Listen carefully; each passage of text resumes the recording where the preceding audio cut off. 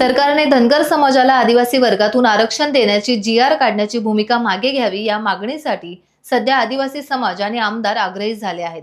दरम्यान या प्रकरणी राज्याचे मुख्यमंत्री एकनाथ शिंदे निर्णय घेत नसल्याने अखेर आदिवासी मंत्री नरहरी झिरवाळांसह काही आदिवासी आमदारांनी मंत्रालयात संरक्षक जाळीवर उड्या मारल्या आहेत। नरहरी झिरवाळ हे विधानसभेचे उपाध्यक्ष आहेत। यामध्ये आमदार हिरामण खोसकर यांचा समावेश होता।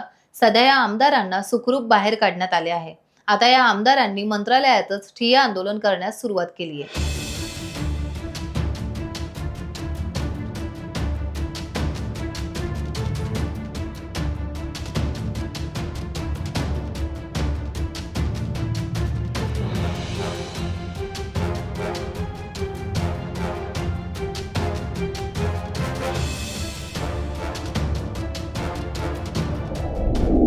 टाइम्स डिजिटलला लाईक करा, सबस्क्राइब करा, शेअर करा आणि बेल आयकॉन दाबायला विसरू नका।